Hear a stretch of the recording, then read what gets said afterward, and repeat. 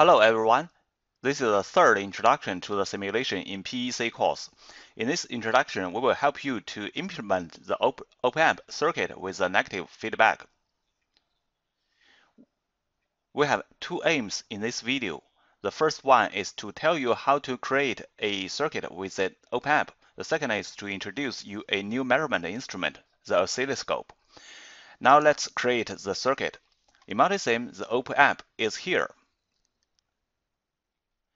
After clicking it, we can see many options. These are actual op-amps. We can see a lot of models here. Besides the op-amp, there are many other components such as differential amplifiers, comparators, and audio amplifiers. In our course, it's suitable to choose the 5-terminal virtual op-amp.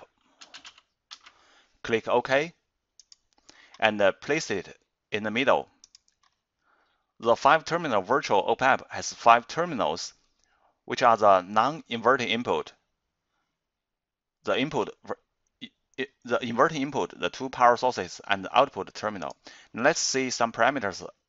Double-click it and look at the window. The op-amp has 3 most important parameters. The first one is the differential mode voltage gain, which is a capital A introduced in lecture 19 called the open loop voltage gain.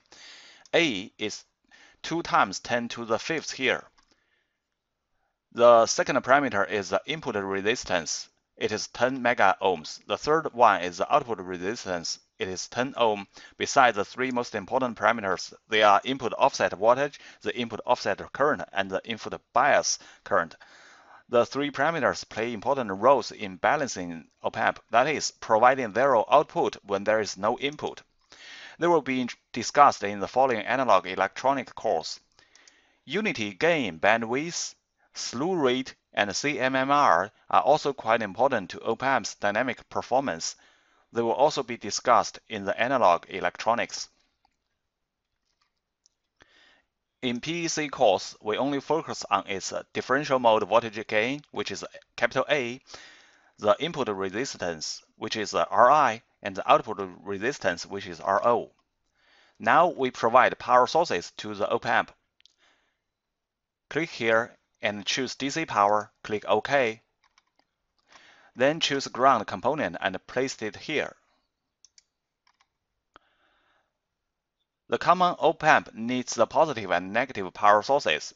It is same for the 5 terminal virtual op-amp here. Its negative power supply terminal is beside the inverting input terminal. The terminal 3 should be connected to a negative DC voltage, so flip it vertically.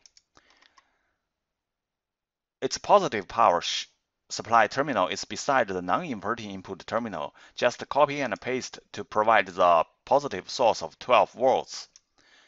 Flip the ground component vertically.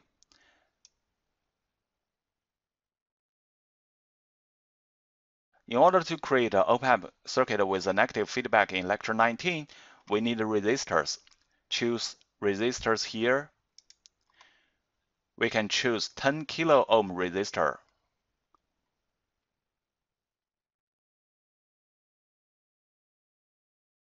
The reason for choosing the 10 kilo ohm resistor will be discussed in lecture 20. Place one here and the other here. Besides this, we need an AC power. Choose AC power and place it here. Of course, it is connected to the ground. Place it here. Place another ground here. Rotate it 90 degrees clockwise. Now all the components are placed. Then we connect them together.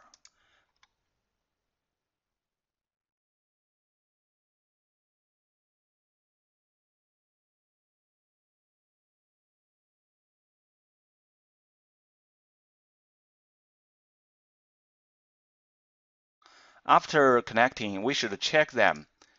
After choosing to show all the node number, you should see there is a red number between 2 components, which represents its node number.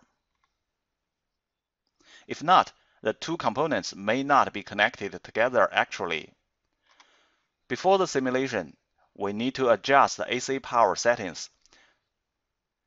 The voltage is 120 volts RMS, the frequency is 60 Hz, and the phase is 0. The voltage is too large that we need to change it smaller. Adjust it to 120 millivolts RMS. The concept of the effective value, that is RMS, will be introduced in the later lectures. You can regard it as a sinusoidal AC power source here. Well, the whole circuit is finished. Now we introduce the measurement instruments. The first one is the two-channel oscilloscope provided by Multisim. Place it here. A and B are two channels. EXT trig means the external trigger. It will not be used in our course. I need to point out that the oscilloscope's two channels, A and B, are isolated in Multisim. It means that A's negative and B's negative don't have to be connected to the same potential. You may meet this situation in the following simulation. In this simulation, A and B's negative terminals are both connected to the same ground. Copy two grounds and connect them to A and B's negative terminals.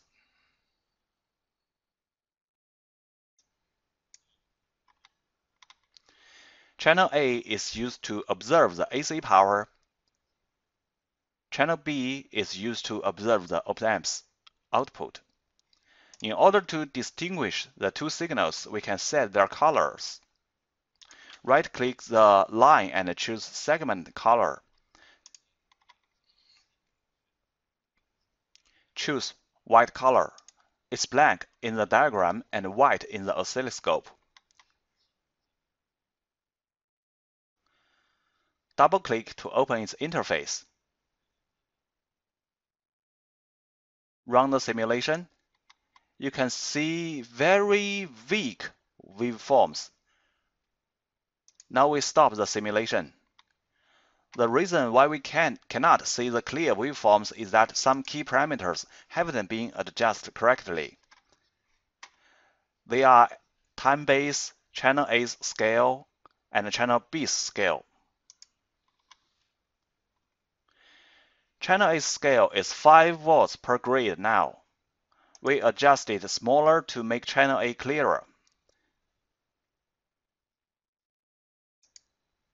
Similarly, we adjust channel B to make it clearer. If channel A and B's scale are both 100 millivolts per div, you can see that they are standard inverse waveforms. Similarly, you can adjust the time base smaller. If 10 milliseconds per div isn't clear, the waveforms look clearer now. You can also adjust their positions up and down for better observation.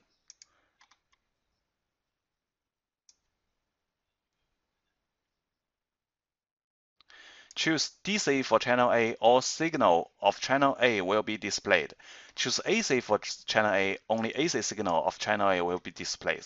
Choose 0, none of channel A's signal will be displayed. Since all the signals here are AC, choosing AC and DC are same. You can have a practice with AC and DC superposition signals, then choosing DC and AC aren't the same anymore. Choose 0, it's set to be 0. Well, we reset it to DC. On the right, there are the options for the trigger. Channel A is triggered by signal's rising edge. Trigger level is 0. It means the oscilloscope will take a picture of the two channels at the moment when channel A's signal is rising past 0 and show the picture.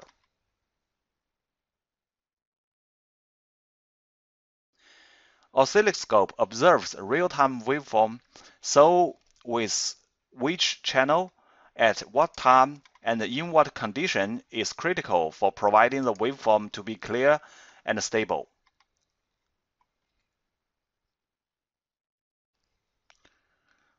Right now, there are no differences among trigger settings of a sinusoidal AC power. When you meet with waveforms that change violently and unstable, you should adjust the trigger options.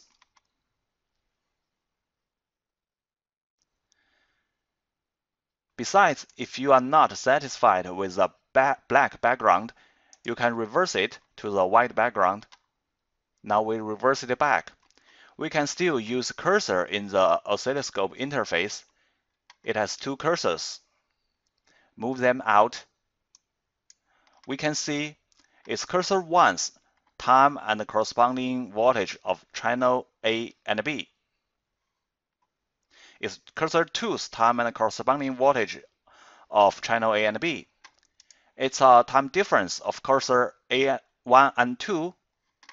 It's a voltage difference of cursor 1 and 2 on channel A.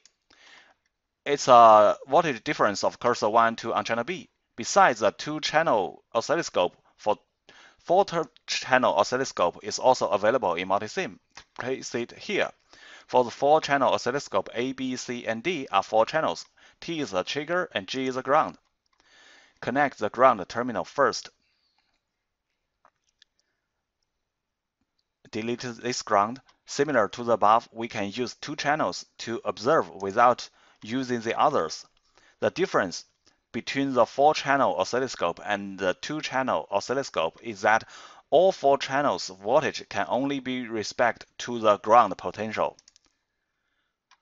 Choose the segment color. Double-click it. The interface is a little different from the former one. Stop the simulation. You see, when the knob turns to A, we can adjust channel A's parameter. Adjust it smaller. Turn the knob B, we can adjust channel B's parameter. The interface has a few differences, but four-channel oscilloscope's basic function have no difference from the other. We can also use the cursors to observe them and measure the waveforms. Okay, this is the end of the introduction to the simulation about op-amp and oscilloscope.